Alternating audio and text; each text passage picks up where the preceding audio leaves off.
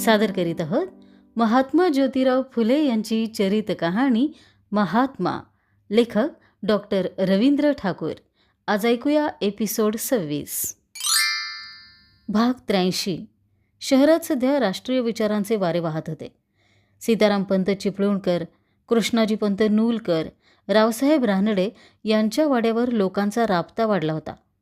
Sir Allan Hume, sir William Wedderburn यांच्या नेतृत्वाखाली भारतीय पातळीवर राष्ट्रीय सभेच्या स्थापनेच्या हालचाली सुरू होत्या. फिरोजशाह मेहता, दादाभाई नौरोजी, उमेशचंद्र बॅनर्जी यांच्यासारखे नेते एकत्र आले होते. सभेच्या स्थापनेसाठी हिंदुस्थानचे महाराज्यपाल लॉर्ड डफरिन यांचीही सहानुभूती मिळाली. बॉम्बे असोसिएशन, कलकत्त्याची ईस्ट इंडिया असोसिएशन आणि पुण्याची सार्वजनिक सभा या संस्था भारतीय पातळीवरील राष्ट्रीय सभेत सामील होणार होत्या. पुण्यात भरणाऱ्या पहिल्या सभेचे अध्यक्ष उमेशचंद्र बॅनर्जी असणार होते. सभेच्या तयारीसाठी स्थापन करण्यात आलेली स्वागत समिती सीताराम पंत चिपळूणकरांच्या नेतृत्वाखाली कामाला लागली. पर्वतीच्या पायथ्याशी असलेल्या पेशव्यांच्या बागेत सभेचा मंडप उभारण्याचं काम सुरूही झालं. ईश्वर कृपेनं लाभलेल्या इंग्रजी राज्यात हिंदी लोकांना आणखी काही अधिकाराच्या जागा हव्या होत्या.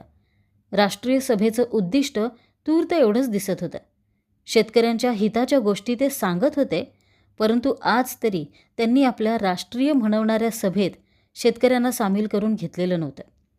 बडोद्याहून आल्यापासून तात्या आजारीच होते. कामाचा वाढता ताण आणि प्रवासाची दगदग आता सोसवत नव्हती. तरी तशाही स्थितीत त्यांचं लेखन मात्र सुरूच होतं. देशाच्या सुखाचा पाया जो शेतकरी, त्याच्याच सुखाचा विचार न झाल्यानं देश कसा दीन दुःखी झाला आहे याचं चित्र ते रेखाटत होते. नादान बाजीरावाच्या कारकिर्दीत शेतकऱ्यांची झालेली दुर्दशा त्यांना दिसत होती. पुस्तकाचं नाव अजून ठरलं नव्हतं, परंतु शेतकऱ्याच्या दुरावस्थेकडे दुर्लक्ष करणाऱ्या सरकारला आणि देशोन्नतीच्या गोष्टी करणाऱ्या नेत्यांना त्यात काही इशारे असणार होते. प्रकृतीकडे दुर्लक्ष करून तात्या लिहित होते. हे काम पूर्ण करून ते आणखी एक नवं काम हाती घेणार होते. त्यांनी आपलं स्वतंत्र मासिक पत्र सुरू करायचा निर्णय घेतला होता. पुणे वैभव, ज्ञानचक्षू यांच्यासारख्या सनातनी वृत्तपत्रांनी पंडिता रमाबाईच्या धर्मांतराची टवाळी करावी यात आश्चर्य वाटण्यासारखं काहीच नव्हतं. परंतु दीनबंधूसारख्या सत्यशोधक पत्रांनाही त्यात भाग घ्यावा हे पाहून तात्यांना चीड आली. दीनबंधू म्हणवणाऱ्यांनी स्त्रीवर शस्त्र धरावं हे त्यांना मुळीच आवडलं नाही. असुडाचा 3रा भाग परत आला तेव्हापासून तात्यांच्या मनात हा विचार येत होता. रमाबाईंची टवाळी करणारा दीनबंधूचा तो अंक एके दिवशी तात्यांच्या हातात पडला आणि त्याच दिवशी त्यांनी आपलं स्वतंत्र मासिक पत्र काढायचा निर्णय घेतला. तशात अचानकपणे एके दिवशी पटकीची साथ सुरू झाली. राष्ट्रीय सभेच्या स्वागत समितीची धावपळ उडाली. शहरात वाहणारे राष्ट्रीयतेचे गरम वारे पार थंडावले. पुण्यात भरणारं सभेचं पहिलं अधिवेशन आता मुंबईला होईल असं जाहीर करण्यात आलं. मुंबईत झालेल्या या सभेला पुण्यातून 7-8 प्रतिनिधी जाऊन आले. वाशी आपटे, कृष्णाजी पंत नूलकर, सुधारक कर्ते गोपाळराव आगरकर यांच्यासोबत प्रतिनिधी मंडळात गंगाराम भाऊ म्हस्के यांचाही समावेश होता. याच दिवसात पुण्यात फिमेल हायस्कूलचं बरंच मोठं रामायण घडलं. पुणे शहरात कमिशनर म्हणून आलेल्या वेडरबर्न साहेबांनी आपल्या मृत बंधूंच्या स्मृतिप्रित्यर्थ मुलींची शाळा काढायचं ठरवलं. शाळेसाठी स्वतः तर घसघशीत देणगी दिलीच, शिवाय त्यांच्या प्रेरणेने न्यायमूर्ती रावसाहेब वगैरे लोकांनीही पुढाकार घेऊन मोठमोठ्या देणग्या गोळा केल्या. गोपाळ गणेश आगरकर यांच्यासारख्या सुधारक पक्षाच्या लोकांनी या प्रयत्नांचं स्वागत केलं.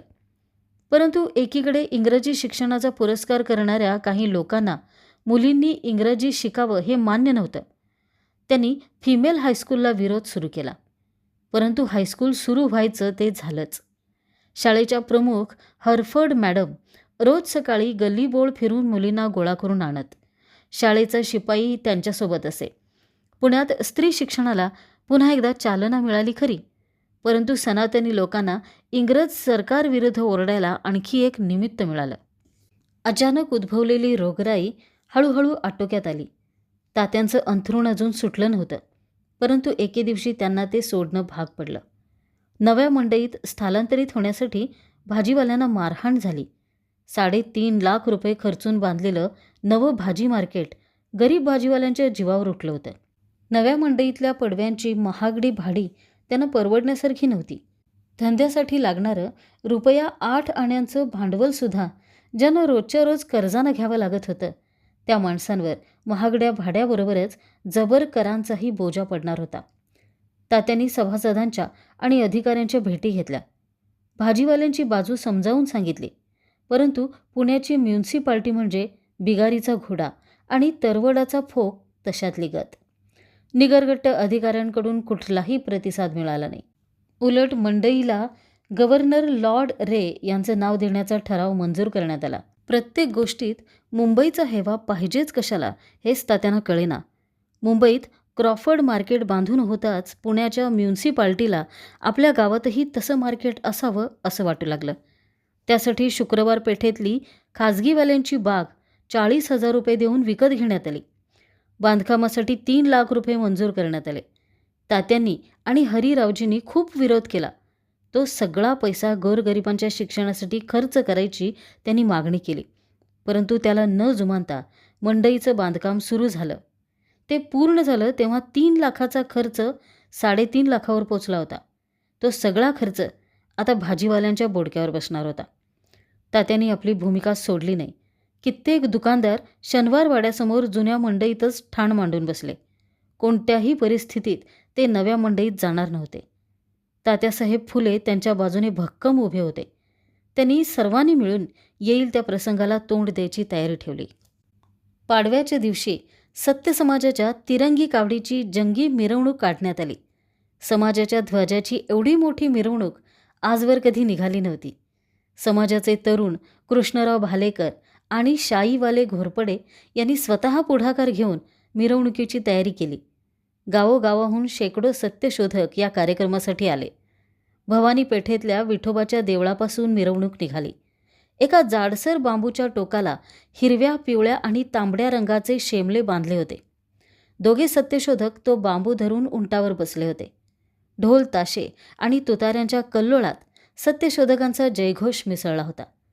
रावसाहेब रानडे, गंगारामभाऊ म्हस्के, स्वामी अय्यावारू, देवराव ठोसर, डॉक्टर संतुजी लाड, डॉक्टर सदोबा गावडे अशी माणसं तात्यांसोबत चालत होती. संध्याकाळी 4 वाजता निघालेली मिरवणूक 7 तोटी, रविवार पेठ, फडके गेट, बुधवार चौक, कोतवाल चावडी, वेताळ पेठ, भवानी पेठ आणि खंडोबाचे देऊळ या मार्गानं पुन्हा गावडे डॉक्टरांच्या वाड्यासमोर परतायला रात्रीचे 9 वाजले. वाडा जवळ आल्यावर मिरवणुकीचं रूपांतर सभेत झालं. सभेत रावसाहेब रानडे, स्वामी अय्यावारू आणि तात्यासाहेब फुले यांची भाषणं होती.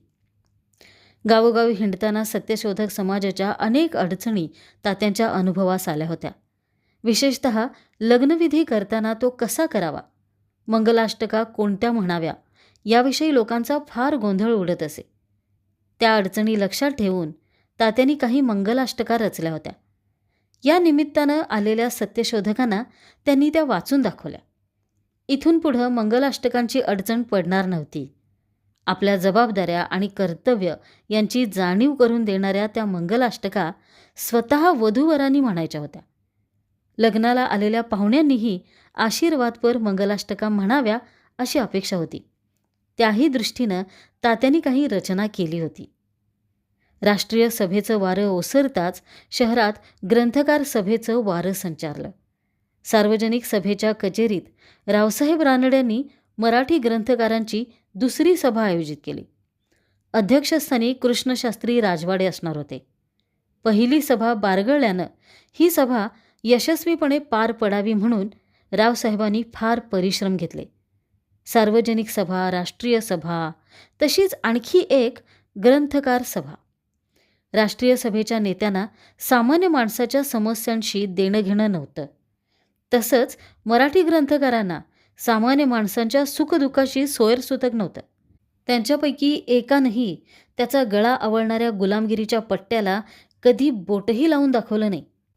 रावसाहेबांनी पाठवलेल्या निमंत्रणाला उत्तर देताना तात्यांनी लिहिलं, विनंती विशेष. आपले तारीख 13 महे मजकुराचे कृपापत्रासोबतचे विनंतीपत्र पावले.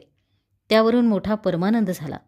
परंतु माझ्या घालमोठ्या दादा, ज्या गृहस्थांकडून एकंदर सर्व मनुष्याच्या मानवी हक्काविषयी वास्तविक विचार केला जाऊन ज्यांचे त्यास ते हक्क त्यांच्याने खुशीने व उघडपणे देववत नाहीत आणि चालू वर्तनावरून अनुमान केले असता पुढेही देववणार नाही, तसल्या लोकांनी उपस्थित केलेल्या सभांशी व त्यांनी केलेल्या पुस्तकातील भावार्थाशी आमच्या सभांचा व पुस्तकांचा मेळ बसत नाही. कारण त्यांच्या पूर्वजांनी आम्हावर सूड उगवण्याच्या इराद्याने आम्हास दास केल्याचे प्रकरण त्यांनी आपल्या बनावट धर्मपुस्तकात कृत्रिमाने दडपले. याविषयी त्यांच्यातील जुनाट खल्लड ग्रंथ साक्ष देत आहेत. यावरून आम्हा शूद्रादी अतिशूद्रास काय काय विपत्ती व त्रास सोसावे लागतात हे त्यांच्यातील उंटावरून शेळ्या वळणाऱ्या ग्रंथकारास व मोठमोठ्या सभास्थानी आगंतुक भाषण करणारास कोठून कळणार? असो, आता यापुढे आम्ही शूद्र लोक आम्हास फसवून खाणाऱ्या लोकांच्या थापांवर बोलणार नाही. सारांश: त्यांच्यात मिसळल्याने आम्हा शूद्रादी अतिशूद्रांचा काही एक फायदा होणे नाही. याबद्दल आमचा आम्हीच विचार केला पाहिजे. अहो, त्या दादांना जर सर्वांची एकी करणे असेल तर त्यांनी एकंदर सर्व मानवी प्राण्यात परस्पर अक्षय बंधुप्रीती काय केल्याने वाढेल त्याचे बीज शोधून काढावे व ते पुस्तकाद्वारे प्रसिद्ध करावे. अशा वेळी डोळे झाकणे उपयोगाचे नाही. या उपर त्या सर्वांची मर्जी. हे माझे अभिप्रायादाखल छोटेखानी पत्र त्या मंडळींच्या विचाराकरिता तिजकडे पाठवण्याची मेहरबानी करावी. साधे होके बुढ्ढे का येह पहिला सलाम लेव.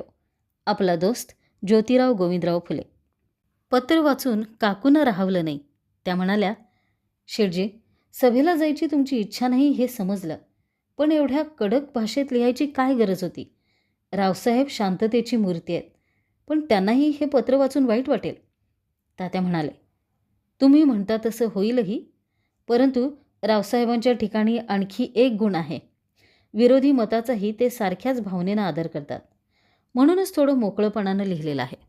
आम्ही दयानंदांच्या मिरवणुकीत सामील झालो, ते सत्य समाजाच्या मिरवणुकीत सामील झाले, परंतु आम्ही प्रार्थना समाजाचे सभासद झालो नाही की ते सत्य समाजाचे सभासद झाले नाहीत. सर्व अनर्थाचं मूळ असलेल्या ब्राह्मणशाही विरुद्ध लढाईची त्यांची तयारी नाही. आपल्या काही सत्यशोधकांना हेच कळेनासं झालं आहे. डॉक्टर साहेबांनी कोणाचं ऐकून समाजाच्या अध्यक्षपदाचा राजीनामा दिला? गंगाराम भाऊ म्हस्क्यांनी ओतूर खटल्यात वकिली सल्ला द्यायला नकार का दिला? आता त्यांनी जी डेक्कन मराठा असोसिएशन निर्माण केली आहे तिच्यात आपले सर्व गुणसंपन्न भालेकर सामील झालेत. परंतु या असोसिएशनचा शूद्रातिशूद्रांना काही उपयोग आहे का? आमचं भांडण रावसाहेबांशी नाही, कल्पित चटोर गोष्टी लिहिणाऱ्या ग्रंथकारांशी आहे. रात्रंदिवस उपाशीपोटी राबणाऱ्या समाजाची दुःख या उंटावरून शेळ्या हाकणाऱ्या ग्रंथकारांनी कधी पाहिली आहेत तरी काय? त्यांच्या जीवनात आनंद निर्माण व्हावा म्हणून त्यांनी कधी काही केलं आहे? उलट इंग्रजी शिकून कॉलेजातून बाहेर पडणारे हे पुस्तकी विद्वान सुधारणेला उपयोगी ठरतील असे ग्रंथ लिहिण्याऐवजी सुधारणांची टवाळी करणारे फार्स लिहित आहेत. अशा फारसांचे तमाशे मिटक्या मारत पाहिले जात आहेत. आपल्या बहिणींना भोगाव्या लागणाऱ्या यातनांनी सुद्धा ज्यांच्या मनात कालवत नाही त्या ग्रंथकारांच्या सभेला जाऊन त्यांच्या मांडीला मांडी लावून बसावं असं मला वाटत नाही. चटोर फार्स लिहून सुधारणांची टर उडवणारे हे ग्रंथकार दुसरीकडं स्वतःच सुधारकपणाचा डौल तेवढा मिरवतात. या ढोंगीपणाला काय म्हणावं? खरं पाहता ग्रंथकारांवर मोठी जबाबदारी असते, पण ती त्यांनी कधी पार पाडली नाही. मान चोरणाऱ्या बैलाला पराणी टोचल्याशिवाय तो वठणीवर येत नाही. म्हणूनच थोड्या कडक भाषेत हा इशारा दिला आहे. फिमेल हायस्कूलला विरोध कोणी केला? सुधारलेल्या विद्वानांनीच ना. काळाची पावलं ओळखून आपण स्वतः शिकायचं, पण आपल्याच भगिनींना आणि इतर अज्ञानी समाजबांधवांना शिक्षणापासून दूर ठेवायचं आणि वरून शिक्षण प्रसार झाला पाहिजे म्हणून भाषणं तेवढी द्यायची, असं त्यांचं धोरण असतं. काळाची गरज म्हणून शिकणं आणि मानवी हक्क म्हणून शिक्षणाची गरज ओळखणं ह्या दोन्ही गोष्टी वेगवेगळ्या आहेत सावित्रीबाई. तात्या म्हणत होते ते खरंच होतं. फिमेल हायस्कूलचा इतिहास ताजाच होता. खुद्द रावसाहेबांनी शाळेला मदत केली होती. खुद्द त्यांच्या पत्नी रमाबाई हरफडबाईंच्या नजरेखाली इंग्रजीचे धडे गिरवत होत्या. परंतु इंग्रजी शिक्षणाचा पुरस्कार करणारे काही विद्वान मुलींच्या शिक्षणाला विरोध करत होते. त्यांचा तो विरोध अजूनही मावळत नव्हता. तात्यांनी पत्र जसं लिहिलं होतं तसं ग्रंथकार सभेकडे पाठवून दिलं. तात्यांचं ते पत्र पाहताच ग्रंथकार सभेत मोठाच गदारोळ झाला. सर्वप्रथम तेच पत्र वाचून दाखवण्यात आलं.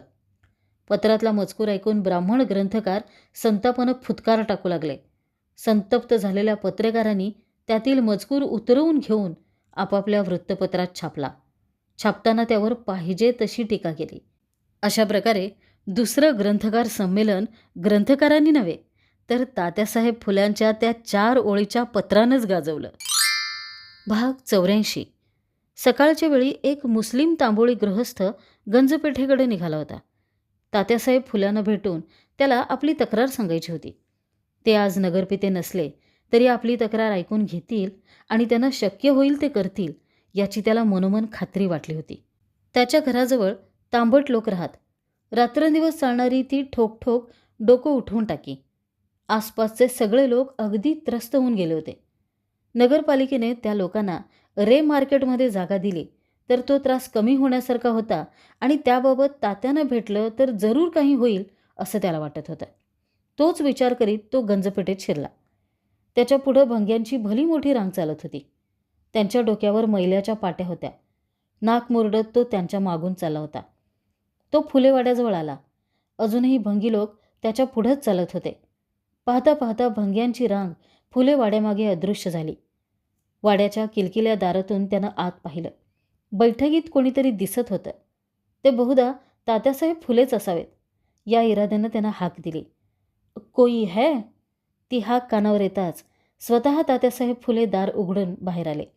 त्या गृहस्थाचं स्वागत करत म्हणाले, आइये. जी आदाब. आदाब. तात्याने केलेला प्रतिनमस्कार अदबीनं स्वीकारून तो गृहस्थ बैठकीत येऊन बसला. त्याच्या वागण्या बोलण्यात खास एक मुस्लिम पद्धतीची अदब होती. तात्या म्हणाले, जी कहिए, आप कहाँ से आए हैं? जी तात्या साहब, मैं पान बेचने वाला तांबोली हूँ. यहाँ वेतालपेट में रहता हूँ. जी कहिए. बात यह है तात्या साहब, हमारे पड़ोस में तांबटगर लोग रहते हैं. वो लोग रात दिन अपना काम करते हैं. उनके घन और हथौड़ों की आवाज़ से हमारे घर के सब आदमियों की तबीयत बिल्कुल बेचैन हो जाती है. सब पास पड़ोस वालों का यही हाल है. आप उन लोगों को खुदावंत रे मार्केट में जगह दिला दो.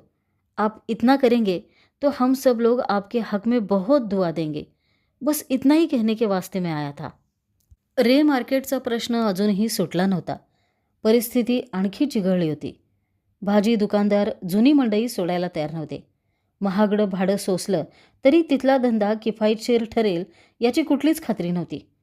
नगरपालिकेच्या अधिकाऱ्यांनी गरीब भाजीवाल्यांच्या अडचणी समजावून घेतल्या नाहीतच.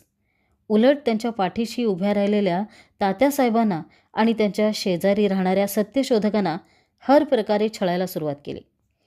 शहरातले अनेक मैल्याचे डेपो मोडून तो सगळा मैला फुलेवाड्याच्या मागच्या डेपोत आणून टाकला जाऊ लागला. त्या मैल्याच्या गाड्या मुद्दामच वाड्यासमोरून नेण्यात येऊ लागल्या. गंजपेठेतील साफसफाई दिवाबत्तीकडे मुद्दाम दुर्लक्ष होऊ लागलं. त्या हरकतीने तात्या उद्विग्न झाले, परंतु त्याबद्दल त्यांनी एक अवाक्षरही काढलं नाही. अशा प्रवृत्तींना तोंड देणं किंवा त्यांनी दिलेला त्रास सहन करणं हे आता सवयीचं झालं होतं. परंतु शेजारपाजारांना होणारा त्रास पाहून त्यांना वाईट वाटे. त्यांना होणाऱ्या त्रासाला आपणच जबाबदार आहोत या जाणीवेनं त्यांना फार दुःख होई. एवढ्या काळात त्यांनी भंगी लोकांशी मैत्री जोडली. त्यांच्या अडचणी समजून घेतल्या. तात्या म्हणाले, तुमची सूचना चांगली आहे, पण त्या मार्केटची जबर भाडी गरीब दुकानदारांना परवडत नाहीत. पुण्याची म्युन्सिपाल्टी अशी सारासार विचार करणारी असती तर तिचकडून गरीब लोकांच्या निढळाच्या घामाचे पैसे असे व्यर्थ खर्ची पडले नसते. जुन्या मंडईतले काही दुकानदार दारिद्र्याने इतके गांजले आहेत की त्यांना रोजच्या धंद्यासाठी लागणारं ₹8 आण्याचं भांडवलसुद्धा पैसा अथवा ढबूच्या बोलीनं कर्जानं घ्यावं लागतं. दिवसभर उन्हातानात श्रम करतात तरी पोटं भरायची मारामार पडते. कारण शहर पुण्यात येऊन जाऊन सगळा कारभार सरकारी भटब्राह्मण कामगारांचा आहे. त्यांच्या हातून पैसा सुटणं महाकठीण. ते पिकली सुकली सस्ती वांगी खाऊन 2 पैसे वाचवतील, पण ताजा भाजीपाला घेणार नाहीत. अशा गिरायकापासून कुठलं भांडवल उभं राहणार? त्यामुळं ते बिचारे जुन्या मंडईतच खळ घेऊन बसले आहेत. पेशवाईत एक दीड शहाणा होता. गव्हर्नर जनरल लॉर्ड रिपन हा 2.25 शहाणा म्हणावा लागेल. अतिशूद्रांविषयी विचार केल्याशिवाय कोणत्या आधारावर त्यानं बळीस्थानातील लोकांना म्युन्सिपाल्टीचा अधिकार दिला? सरकारी अधिकारी ढुंकून पाहत नाहीत आणि भाड्याचे तट्टू भट अधिकारी मनमानी कारभार करत आहेत.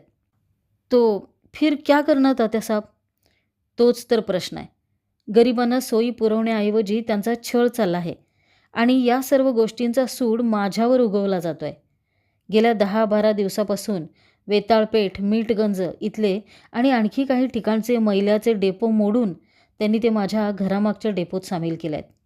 सकाळपासून दुपारचे 12 वाजेपर्यंत माझ्या घरासमोरून डोक्यावर मैल्याच्या पाट्या घेतलेल्या भंग्यांची मालिका लागते. तेव्हा त्या म्युन्सिपाल्टीच्या कसबाची घाण सुटल्याबरोबर घराचे दरवाजे बंद करून आत बसावं लागतं. त्या म्युन्सिपाल्टीत भट पडो. तिच्यापासून गोरगरीब लोकांस फार त्रास होऊ लागलाय. तिचं नाव माझ्यासमोर काढू नका. बोलता बोलता तात्यांचा आवाज एकदम तापला होता. आपल्या वक्तव्यानं कदाचित त्या माणसाचं मन दुखावलं असेल या विचारानं ते थबकले. त्यांनी त्या माणसाकडे पाहिलं. त्याची सौम्य मुद्रा संतापानं ताठरली होती. त्या हिणकस मनोवृत्तीची त्यालाही भयंकर चीड आलेली दिसत होती. तो म्हणाला, माफ़ कीजिए, मुझे ये बात मालूम नहीं थी तात्या साहब. हम भी लिखना पढ़ना जानते हैं. उनकी इन हरकतों को हम अखबार में छपवा कर दुनिया के सामने रख देंगे. इसकी कोई ज़रूरत नहीं. उलट या कृत्याबद्दल मला त्यांचे आभार मानले पाहिजेत. कारण त्यांच्यामुळे डोक्यावरून मैल्याच्या पाट्या वाहणाऱ्या त्या माणसांच्या अडचणी काय आहेत हे मला चांगलं समजलं. गावाची घाण काढणाऱ्या माणसांना पगार मात्र सर्वात कमी आहे. आज ना उद्या आम्हाला त्यांच्यासाठीही भांडावं लागणार आहे. तो माणूस आपली तक्रार कधीच विसरला होता.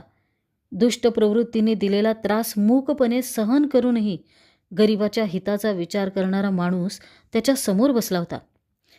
अच्छा तात्या साहब, तो मैं चलता हूँ. खुदा हाफिज. खुदा हाफिज. रस्त्यावरून चालत जाऊन तात्याने त्या गृहस्थाला निरोप दिला.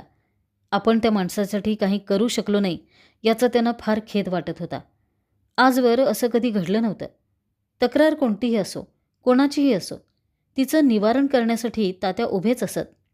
परंतु नगरपालिकेतल्या मूर्ख लोकांसमोर हात टेकायची वेळ आली होती. जनहिताच्या प्रत्येक कामात त्यांनी नेहमीच असे आडवे पाय घातले होते. वेळोवेळी भ्रष्टाचारी लोकांना पाठीशी घातलं होतं. शहराला स्वच्छ पाणी पुरवायची योजनाही त्या भ्रष्टाचारी लोकांमुळेच बारगळली आणि त्यासाठी खर्च झालेला सगळा पैसा खरोखर पाण्यात गेला. शहराला पाणी पुरवठा करण्यासाठी झगडेवाडीजवळ तलाव बांधायचं काम बरेच दिवस चाललं होतं. परंतु बांधकामासाठी वापरला जाणारा चुना पाहिजे तसा कमावलेला नसे. ते बांधकाम टिकणार नाही, केलेला खर्च वाया जाईल हे त्यांनी अनेक वेळा सांगितलं. परंतु कोणीही त्याची दखल घेतली नाही. उलट बांधकामातलं ज्यांना काहीही कळत नाही अशा मूर्ख सभासदांनी बांधकाम चांगलं चाललं असल्याचा अभिप्राय दिला. पावसाळ्यात एके दिवशी तलाव भरला आणि दुसरे दिवशी झिरपून रिकामा झाला. तात्या नगरपिते म्हणून काम करीत असताना सुद्धा ही अवस्था होती. आता तर त्यांना रानच मोकळं झालं होतं. दुपारी अचानकपणे रामचंद्रराव धामणसकर आले. बडोदा दरबारात नायब सरसुभे म्हणून नियुक्ती झाल्यापासून सरकारी कामासाठी त्यांचे मुंबईचे दौरे सुरू असत. मुंबईला आले म्हणजे वेळ काढून ते पुण्यालाही येऊन जात. आज ते खास सरकारी कामासाठी पुण्याला आले होते. महाराजांनी दिलेली तसबीर ते स्वहस्ते तात्यांच्या हाती देणार होते. आज काय काम काढलं रामचंद्रराव? तात्या म्हणाले. तात्यासाहेब, आपल्या घरच्या भाजी भाकरीची आठवण झाली म्हणजे आम्हाला यावं लागतं. सावित्रीबाई, बडोदा सरकारचे नायब सरसुभे काय म्हणतात ते ऐकलं का? ओठात हसत काकू दारात उभ्या होत्या. मुंबईला सरकारी काम होतं. आपल्या भेटीला येणारच होतं. परंतु आज महाराजांनीच पाठवलं आहे. आणि सोबत आलेल्या कारकुनाला उद्देशून रामचंद्रराव म्हणाले, तसबीर काढा. तसबीर? महाराजांनी आपल्यासाठी तसबीर पाठवली आहे. आनंदानं तात्यांचा चेहरा खुला. आपण सहज म्हणून केलेली तसबिरीची मागणी महाराजांनी ध्यानात ठेवावी आणि आठवणीनं तसबीर पाठवावी याचं त्यांना फार अप्रूप वाटलं. कारकून हळूवार हाताने ट्रंकेत ठेवलेली तसबीर काढत होता. लाल रेशमी कापडात बांधलेली ती तसबीर बरीच मोठी दिसत होती. एखादा नजराणा हाती ठेवावा तशी ती तसबीर रामचंद्रराव धामणसकरांनी तात्यांच्या हातात दिली. तेवढ्याच हळूवारपणे तात्यांनी तसबिरीचा स्वीकार केला आणि ते झुळझुळीत रेशमी आवरण दूर सारून त्यांनी तस्बिरीवरून नजर फिरवली. महाराजांनी जरी बुट्टीदार राजेशाही वेश परिधान केलेला होता. डोक्यावर बडोदेशाही पगडी होती. गळ्यात मोत्यांच्या माळा होत्या. कमरेला रत्नखचित म्यानात लपलेली पल्लेदार तलवार लटकली होती. कमरेला बांधलेल्या दुशेल्यात कट्यार खोचलेली होती. पायातल्या चढावापासून पगडीवरच्या मोत्याच्या तुऱ्यापर्यंत महाराज अलंकारांनी आणि किमती वस्त्र प्रावरणांनी सजले होते. तो रुबाबदार राजेशाही वेश महाराजांच्या भरदार राजबिंड्या शरीरावर शोभून दिसत होता. पाहता क्षणी मन जिंकून घेईल असं आपलेपणाचं हास्य महाराजांच्या चेहऱ्यावर विलसत होतं. तात्यांच्या चेहऱ्यावर नापसंतीची सूक्ष्म छटा तरळली. प्रत्यक्षात भेटलेले महाराज यापेक्षा वेगळे होते. खास वेळ काढून शेतकऱ्याचा असूड ऐकणारे, तासनतास चर्चा करणारे, दिलेला सल्ला मांडणारे, संस्थानातल्या भोगविलासी प्रथा कटाक्षानं बंद करणारे आणि पंचपक्वानांच्या ताटात रोज बाजरीची भाकरी वाढून घेणारे महाराज तस्बिरीतल्या महाराजापेक्षा वेगळे होते. त्यांच्या अंगावर इतकी उंची वस्त्र प्रावरणं नव्हती आणि त्यांच्या अंगावर इतके दागिनेही नव्हते. बडोद्याच्या मुक्कामात घेतलेल्या त्या महाराजांची तस्वीर तात्यांना पाहिजे होती. सावित्रीबाई, तस्वीर आवडली? तात्या म्हणाले. छान आहे, काकू म्हणाल्या. तात्यांच्या प्रश्नाचा हेतू त्यांच्या लक्षात आला नव्हता. तात्यांच्या प्रतिक्रियेची वाट पाहत असलेले रामचंद्रराव म्हणाले, तात्यासाहेब, तस्वीर आवडली की नाही ते नाही सांगितलं. तस्वीर छान आहे, परंतु ही तस्वीर मला नको. या तस्वीरीत महाराजांचं राजेपण उठून दिसत असलं तरी माणूसपण झाकलं जातं. महाराजांच्या राजेपणाची नव्हे तर त्यांच्या माणूसपणाची आठवण करून देणारी त्यांच्या नेहमीच्या साध्या वेशातली तस्वीर मला पाहिजे आहे. तात्यांचं ते मत ऐकून रामचंद्रराव चकित झाले, परंतु तस्वीर परत नेणं त्यांना योग्य वाटत नव्हतं. ते म्हणाले, आता तस्वीर आणलीच आहे तर आपण ती ठेवून घ्यावी तात्यासाहेब. आपणास पाहिजे तशी तस्वीर नको. ही तस्वीर तुम्ही परत घेऊन जा आणि महाराजांना माझा निरोप द्या. मी त्यांच्या दुसऱ्या तस्बिरीची वाट पाहीन. रामचंद्ररावांचा नाईलाज झाला. त्यांनी तस्बीर होती तशी बंदोबस्तात ठेवून द्यायला सांगितली. बडोद्याला गेल्याबरोबर दुसऱ्या तस्बिरीची व्यवस्था करण्याचं आश्वासन दिलं. रामचंद्रराव म्हणाले, तात्यासाहेब, राष्ट्रीय सभेविषयीची सत्यशोधक समाजाची भूमिका स्पष्ट झाली पाहिजे. राष्ट्रीय सभेविषयीचे आपले विचार तात्यांनी अनेकदा सडेतोडपणे व्यक्त केले होते. तेच विचार पुन्हा रामचंद्ररावांपुढे व्यक्त करताना ते म्हणाले, रामचंद्रराव, राष्ट्रीय सभा म्हणून ज्या सभेचा एवढा ढोल बडवला जातो आहे, ती सभा खरोखरच राष्ट्रीय आहे का याचा विचार केला पाहिजे. 18 धान्यांचं कडबोळं असावं तशा अनेक जाती जमातींनी बनलेल्या आणि भेदभावांनी बुजबुजलेल्या आमच्या देशाला ते ज्या अर्थानं नेशन म्हणत आहेत त्या अर्थानं हा देश कधीच नेशन नव्हता. ज्या युरोपियन विद्वानांच्या विचारांवर ते नेशनची कल्पना करत आहेत ते विचार फार वेगळ्या परिस्थितीत मांडले गेलेत.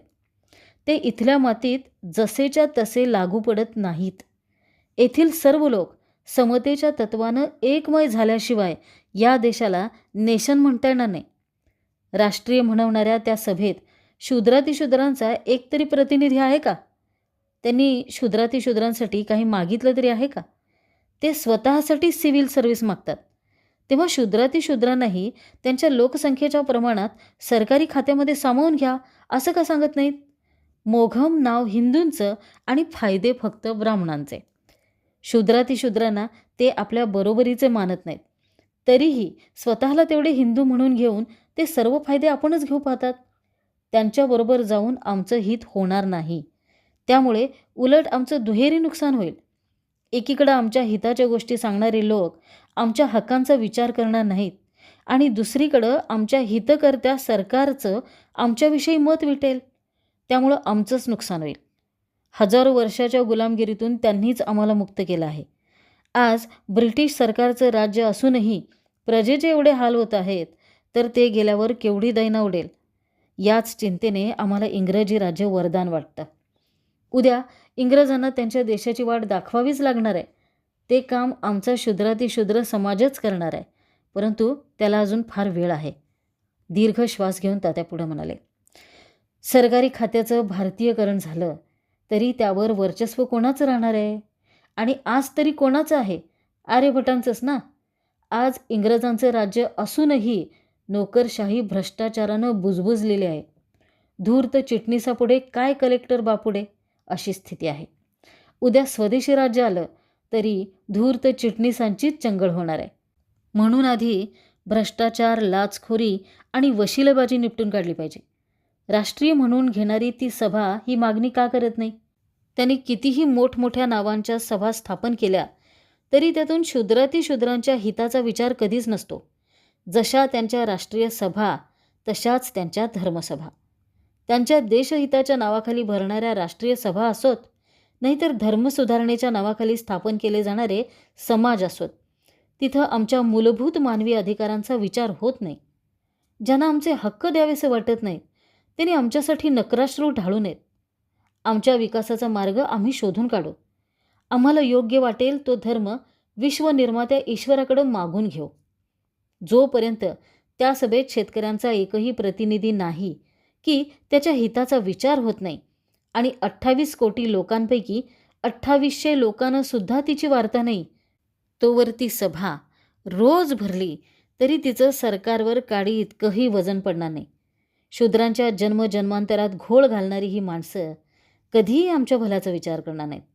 त्यांना खरोखर राष्ट्रीय सभा स्थापन करायची असती तर त्यांनी हिंदुस्थानात राहणाऱ्या सर्व धर्मपंथांच्या लोकांना एकत्र आणायचं होतं. ते त्यांच्याकडून होणार नाही. त्यांना अधिकार पाहिजे आहेत ते फक्त स्वतःसाठी. इतरांसाठी आहे ती फक्त जातीव्यवस्थेची गुलामगिरी आणि जी फक्त त्यांच्याच फायद्याची आहे. राष्ट्रीय सभेविषयीची ती प्रतिक्रिया ऐकून रामचंद्रराव थक्क झाले. त्यांनी या संदर्भात एवढा खोल जाऊन विचार केलेला नव्हता.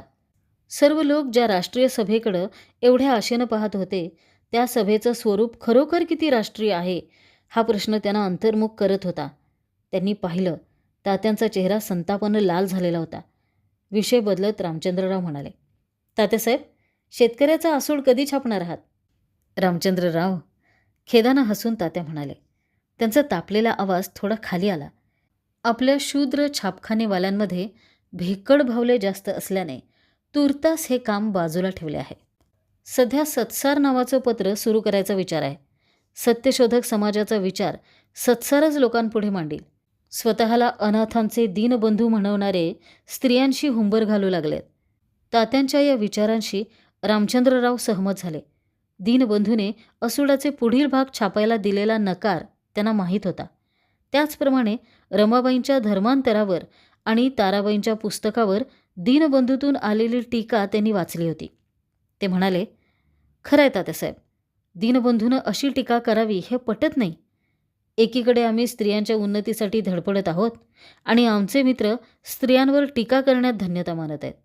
याला म्हणावं तरी काय? आमचं स्वतःचं वृत्तपत्र सुरू करण्याशिवाय आम्हाला आता दुसरा मार्ग दिसत नाही. शेतकऱ्याचा आसूड छापायला त्यांना जप्तीची आणि अब्रू नुकसानीच्या खटल्याची भीती वाटते. परंतु स्त्रियांवर टीका करताना त्यांची अब्रू कुठे जाते? तात्यांनी मित्र या शब्दावर दिलेला जोर रामचंद्ररावांच्या लक्षात आला.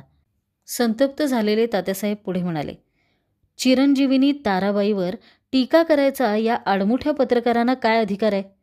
ताराबाईंनी सत्य तेच लिहिलं आहे. ते यांना का खुपावं? एवढं खुपतं तर तसं वागू नये. आम्हाला जन्म देणाऱ्या स्त्रीला वाईट वागवून पुन्हा तिच्यावरच टीकेची धार धरावी हे सत्यशोधकांचं ब्रीद नव्हे. खरं म्हणजे एका स्त्रीनं इतक्या धाडसानं लिहावं याबद्दल कोणीही ताराबाईंचे आभारच मानले पाहिजेत. परंतु त्यांनी दाखवलेल्या दोषांचं घोंगडं आपल्याच गळ्यात पडेल या भीतीनं उलटी ताराबाईंचीच निंदा करून त्यांनी तिचे असे उपकार फेडलेत. याच कारणामुळं मी कृष्णरावांशी असलेले संबंधही सर्व थैव बंद ठेवल्यात. सध्या ते ब्राह्मण विचारवंतांच्या सल्ल्यानं दीनबंधू सार्वजनिक सभा आणि सुशिक्षण गृह चालवत आहेत. त्यांना आता आमची गरज राहिलेली नाही. आम्ही त्यांना शत्रू समान वाटतो. ते काही असो, अशा उपटसूळ लोकांचे कान उपटल्याशिवाय ते वळणावर येणार नाहीत. तात्यांच्या बोलण्यात एकाच वेळी त्वेषही दिसत होता आणि दुःखही जाणवत होतं. शेठजी, आता का आपसात भांडणं करणार आहात? काकू म्हणाल्या. सावित्रीबाई, त्या टीकेला उत्तर देऊ नये असं का तुम्हाला म्हणायचं आहे? आजवर आम्ही विष्णूशास्त्री चिपळूणकरांना दोष देत होतो, परंतु आता शूद्र पत्रकर्तेही त्याबाबत मागे राहिलेले नाहीत. दीनबंधूमध्ये काय छापून येईल याचा काहीच नेम राहिलेला नाही. वांगणीच्या मुक्कामात मी लोकांना आपल्या पायाचं तीर्थ दिलं असा खोटा मजकूर त्यांनी छापलाय. माझ्याकडून असं घडणं तरी शक्य आहे का?